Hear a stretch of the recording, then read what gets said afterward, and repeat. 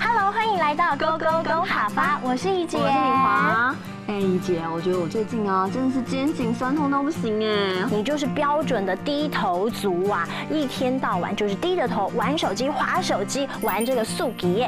我不是故意这样子玩速记的啦，这是因为呢，我们真的是非常忙哦。说的也是耶，这样讲起来有道理，原谅你。但是现在说起来，很多人低头玩手机玩到肩颈酸痛，已经算是现代人的文明病了。那你告诉我，现代怎么说啊？现代很简单，叫做 hand toy。hand toy。那其实我自己也知道啦，就是一直玩手机呢，不但是像我现在肩颈酸痛啊，还会造成颈椎出问题，重要是它还会影响视力哦。说到低头玩手机的低头，你知道怎么说吗？低头我知道，低头呢就是跳亲亲哎，对，低头就是跳亲亲哎。那如果我们要教大家的是呢，现代人喜欢低头玩手机，这句话要怎么说呢？这句话应该要教大家的是 hand toy 动好跳亲亲哎，看手机哎。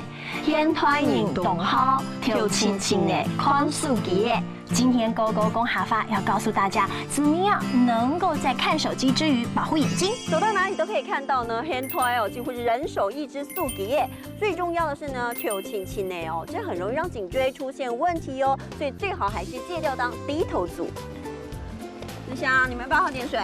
哎呀，你不要常常跳亲亲呢，这样子很容易颈椎有问题耶。来到3亿，赶快来去拍照了啦，走了。好了。拍照。我们在这边拍一张照片。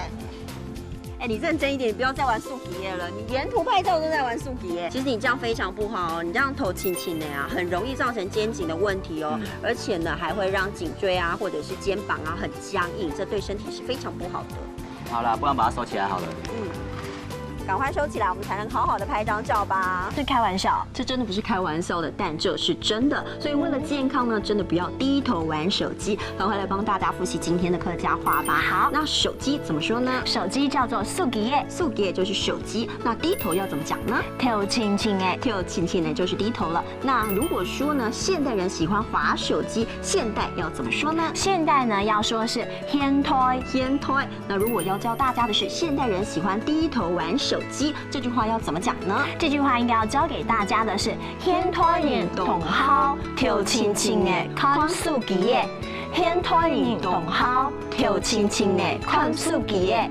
今天Go Go Go哈发就教给大家怎么样摆脱现代低头族的宿命。拜拜，拜拜。